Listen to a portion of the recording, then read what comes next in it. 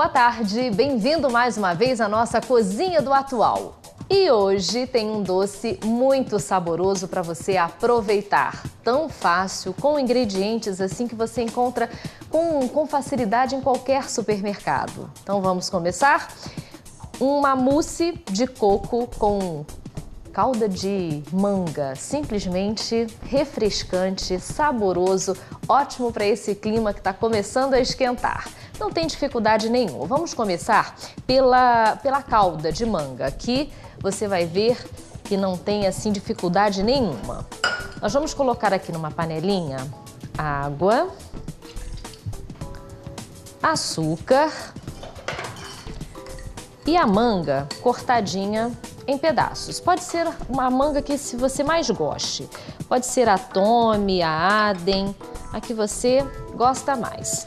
Dê assim uma misturadinha. Agora pode ligar o fogo e colocar para cozinhar.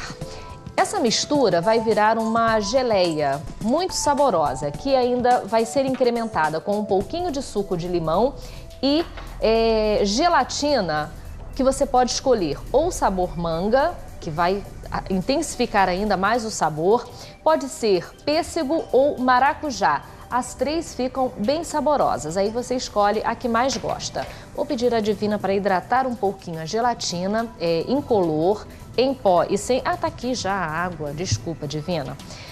Hidratar a gelatina para que ela fique bem molhadinha e no ponto de de colocar em banho-maria.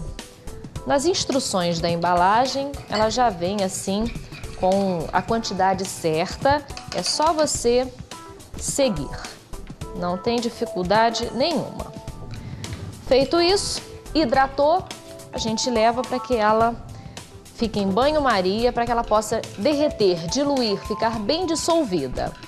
Enquanto isso acontece, enquanto a nossa manga está ali no fogo e a gelatina aqui também, nós vamos misturar em uma vasilha açúcar, também não tem dificuldade nenhuma. Nós vamos usar açúcar em 3 partes, aqui, ali na manga, que nós já usamos, e depois na clara batida em neve. Aqui o açúcar, leite, estou usando leite integral, e leite de coco, que dá uma cremosidade, um sabor fantástico.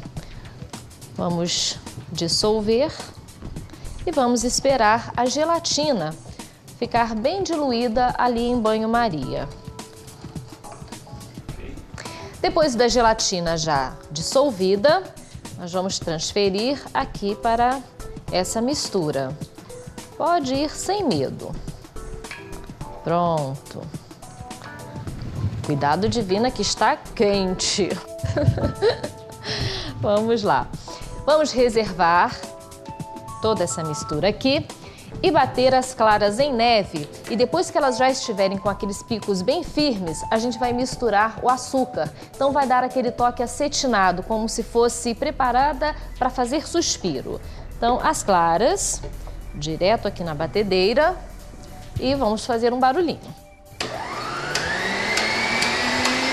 Voltamos então com a nossa clara em neve, misturada com açúcar, que vai dar essa consistência de suspiro.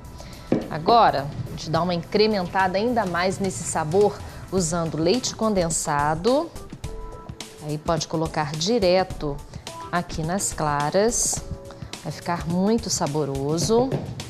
E vamos misturar com o leite de coco e o açúcar que nós misturamos ali e reservamos. Sempre quando a gente vai mexer com a clara, a gente tem que vir de forma bem leve, deixar misturar aos pouquinhos, para que ela fique o quê? Aerada. Ela continue com essa consistência. Nossa, e vai ficar sensacional. Enquanto a gente faz isso, a manga tá ali, né, com a água e com o açúcar, virando aquela geleia maravilhosa. Então aqui, ó, vou misturar tudo na clara, fazendo esse movimento leve, sempre, para que fique bem misturadinho.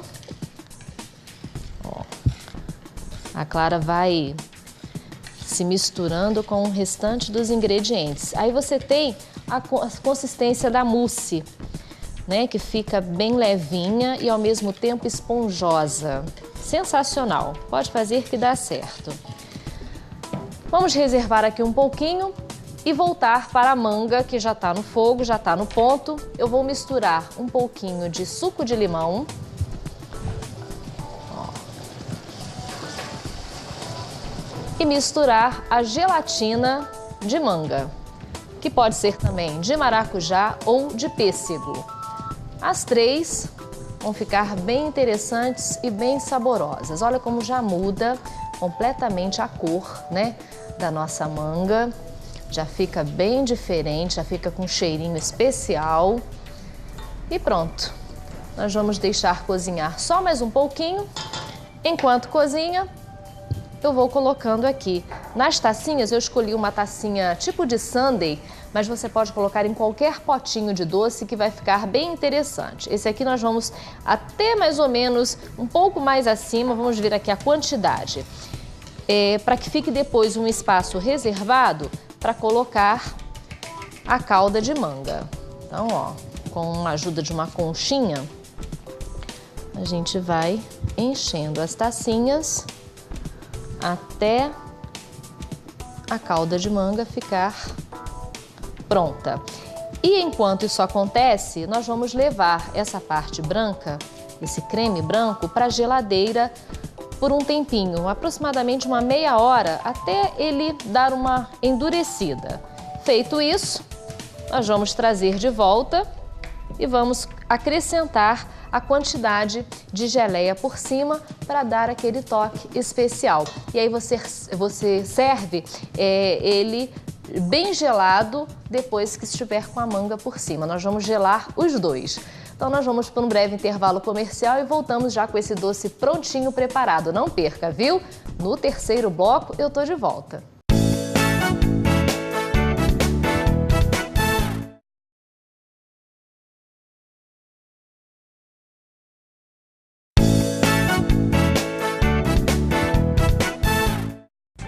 Estamos de volta e o nosso programa sempre fala dos nossos direitos e deveres. E hoje o doutor Alexandre Valença vai falar sobre o direito do trabalho. Não é isso, doutor Alexandre? Bom dia, bem-vindo mais uma vez aqui em nosso programa. Eu agradeço mais uma vez a oportunidade. Vamos falar um pouquinho hoje sobre o direito do trabalho. A gente sempre mescla um pouco, direito do trabalho e direito do consumidor. Eu costumo brincar que não tem como você deixar de ser consumidor nem deixar de ser trabalhador. É verdade. São duas coisas que você vai se envolver sempre. E você não pode deixar também de ter as informações necessárias, não é isso? Então a gente aproveita a presença do doutor Alexandre e vamos falar hoje sobre aviso prévio. O que é isso? Aviso prévio.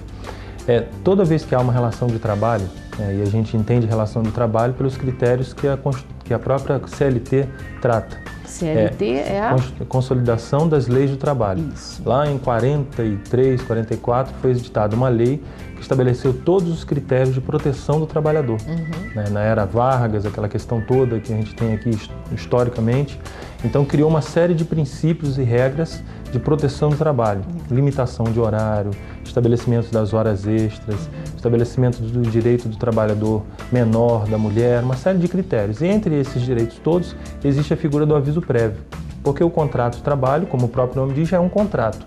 Então, um contratante não pode surpreender o outro com uma rescisão imotivada, ou seja, sem uma justa causa. Esse é o primeiro aspecto que a gente pode abordar também. Aviso prévio é para dispensa, para rescisão sem justa causa. Quando há justa causa, tanto por parte do empregador, quando a CLT estabelece uma série de critérios, que o empregado, se descumprir aqueles critérios, ele pode ser dispensado com justa causa. Ele não vai ter verbas indenizatórias, só os direitos que ele já tem. E o empregado também, por sua vez, pode exigir a rescisão indireta, que chama justa causa do empregado. Também não tem o aviso prévio. Então a gente vai falar do aviso prévio só para rompimento do contrato sem justa causa. Então, agora, o que mudou, né? Desde a década de 40 e depois da Constituição de 88, o que mudou em relação ao aviso prévio? A Constituição ela veio em 88 e recepcionou a CLT. O que quer dizer recepcionar? Ela entendeu que a CLT, em seus artigos, salvo raríssimas exceções, estavam compatíveis com todos os princípios que a Constituição trazia lá no seu artigo 7º, que são os direitos sociais. E uma questão que ficou pendente foi a questão de regulamentar o aviso prévio. O que é regulamentar? A lei ela fala de um princípio geral e existe um decreto que tem que vir regulamentar, trazer os detalhes daquele dispositivo. E o aviso prévio era uma questão dessa. Aí agora, recentemente, na semana passada, a presidente Dilma editou o decreto, publicou o decreto que regulamentou o aviso prévio. Sim. E como fica a situação do trabalhador depois disso? Então, assim, o aviso prévio, só para entender, muito embora se fale em aviso prévio quando a empresa dispensa e pedido de demissão quando o empregado dispensa, na verdade o critério de aviso prévio é para ambas as partes. Sim. O empregado, quando quer sair do trabalho, ele tem que avisar previamente o empregador e vice-versa. Então, a regra funcionava da seguinte forma, eram 30 dias de aviso, independente do tempo de serviço, independente de qualquer outro critério. Aí o decreto recente agora, o que ele estabeleceu? Para o empregado que tenha até 1 ano de trabalho, ele vai ter um aviso prévio de 30 dias. Sim. Só que estabeleceu um parágrafo único nessa lei que fala o seguinte, para cada período de 1 ano completo, o funcionário ou a empresa terá que conceder mais 3 dias de aviso prévio. Aí que gerou o problema, porque o aviso prévio pode chegar até 90 dias ao invés só de 30. Na prática isso fica meio estranho, né? Recebeu críticas da parte dos empregados, dos empregadores e da doutrina. E a lei ela deixou de tratar de um monte de critério, vai gerar um monte de brecha que vai ter que ser interpretada. A Justiça do Trabalho vai ter que resolver uma série de controvérsias. Por exemplo, o funcionário que é dispensado ele tem direito de reduzir sua jornada em 2 horas. A lei não falou como é que vai ser isso. Se vai ser proporcional, se vão ser 2 horas até o final, como que vai ser esse critério. Então isso vai ter que ser objeto de interpretação. Quer dizer, ficou no ar e não resolveu nada. Não resolveu, efetivamente não, porque a regulamentação serve justamente para tirar as dúvidas e essa regulamentação de fato não esclareceu não. E acontece até um desgaste dentro das empresas, né, entre empregadores e empregados em relação a o que eu faço agora. Exatamente, fica ruim porque o empregador não sabe quais são os exatos critérios. Isso quando a gente fala em um funcionário é simples. 3 dias para um funcionário é simples, mas para uma empresa que tem uma mão de obra grande, um quadro de funcionários grande, melhor dizendo, isso reflete. Né? Então já existem, os estudiosos dizem que isso vai em contramão do que tem sido feito, porque vai gerar uma informalidade. Isso é válido para qualquer pessoa que tenha a carteira assinada? Qualquer vínculo de trabalho. Empregados domésticos, tudo isso? É uma outra questão também, porque embora a lei fale de aviso prévio, daquilo que está na CLT, a doméstica ela tem uma regulamentação própria. Então já pode gerar uma dúvida se aplica também para a doméstica ou não. Nossa, que confusão, hein? A grande verdade é que a lei veio para confundir ainda mais. Ela veio muito vaga. E quando a lei ela não existe, quase que nesse decreto, quando ele não existia, quase que ele era melhor do que existindo de forma tão vaga assim. E como então a gente pode, na prática, né, facilitar isso daqui para frente? Os critérios gerais são esses. Então, o funcionário que tem 1 ano, 30 dias de aviso prévio. Ou quando ele vai pedir demissão, também 30 dias. Sim. Agora, quando ele tem 1 ano e 11 meses, ainda 30 dias. Porque ele só vai ter direito aos 3 dias adicionais na medida que ele completar mais 1 ano. Então, depois de 1 ano, quando ele completar 1 ano, mais 3 dias.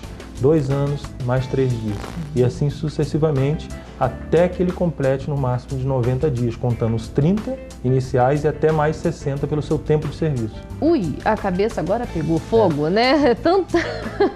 É tanta informação, é complicado. Porque assim, a cada ano 3 dias, basicamente é isso. Se você tem 5 anos, além do período de 1 ano, você vai ter mais 3 dias para cada 5 anos. Então, no próximo bloco, nós vamos falar quando isso na prática não acontece e a coisa fica meio assim, entra numa briga, entra numa questão judicial. O que a gente pode fazer? No próximo bloco.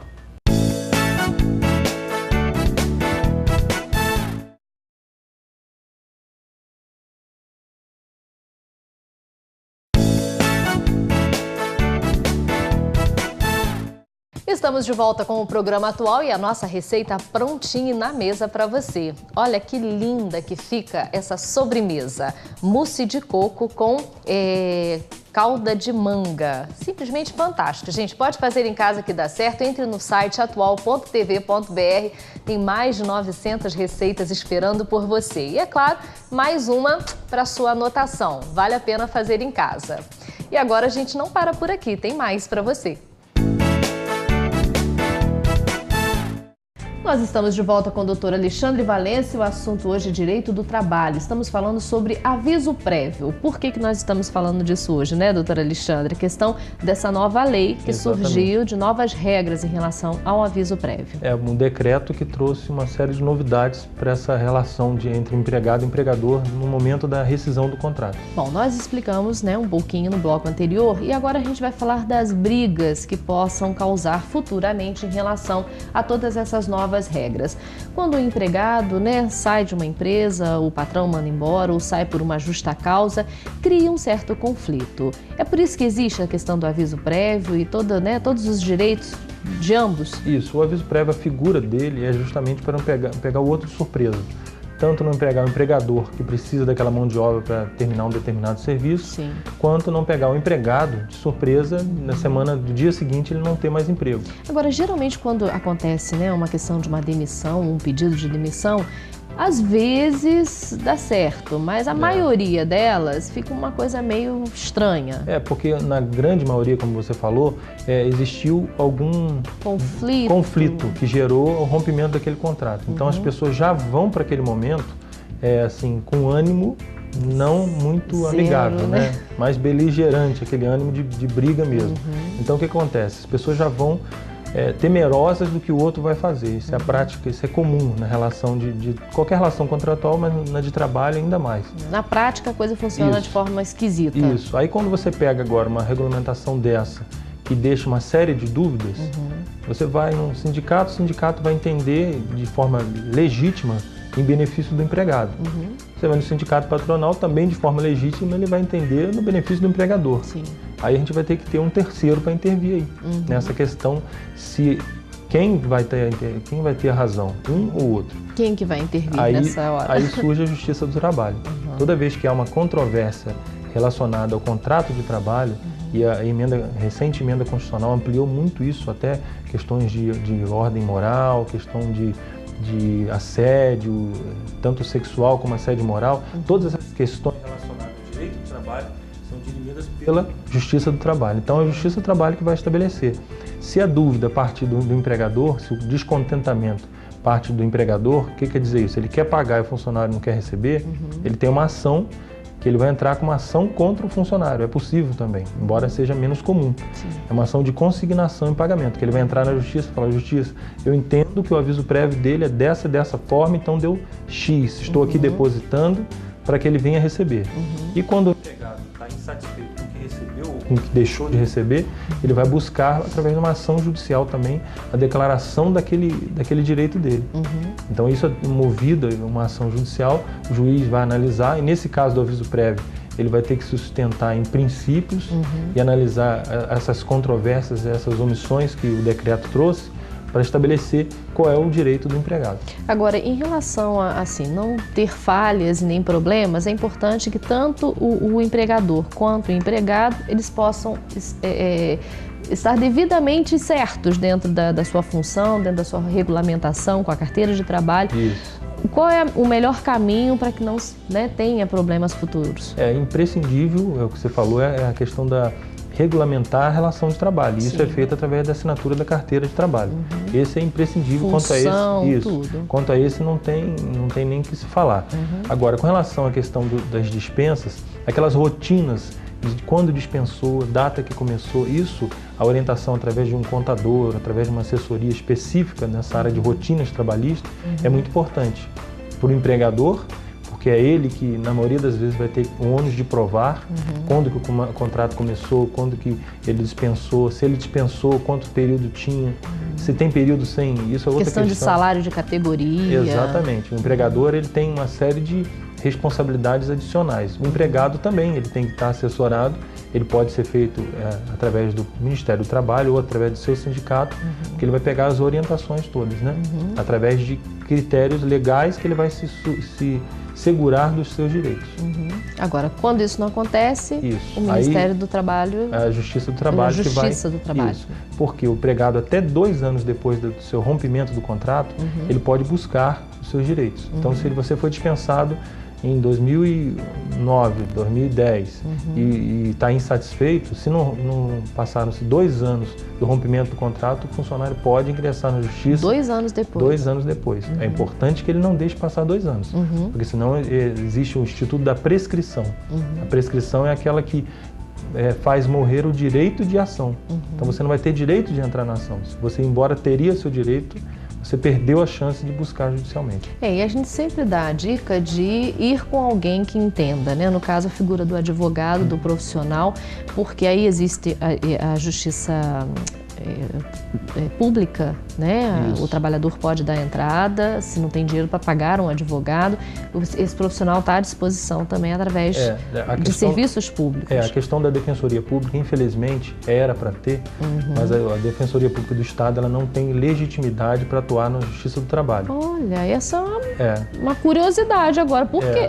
Porque ela é uma justiça estadual, então ela é específica para a Justiça do Estado. Então, é mais agora, informação. existe a Defensoria Pública da União, só que ela não tem quadro suficiente para instalar um defensor público em cada município. Cidade, O que a gente orienta é que eles procurem um sindicato, o sindicato dá assistência gratuita no sentido de só receber os honorários de sucumbência, quer dizer, os honorários da parte vencida da empresa, ou as universidades também que oferecem esse tipo de assessoria escritório jurídica. de práticas, né, forenses que chamam. É importante demais o funcionário estar assistido por um advogado, de sua confiança. É importante isso, né? A gente não sabia. Mas dá o nosso e-mail de contato e também o telefone para que as pessoas possam fazer as suas perguntas de forma mais individual. O telefone é o 22-2527-1054 e o e-mail é meudireito@bol.com.br. Agora, se quiser mais perguntas, é só entrar em contato direto com o Dr. Alexandre, que ele responde com a maior boa vontade, não é isso? Exatamente.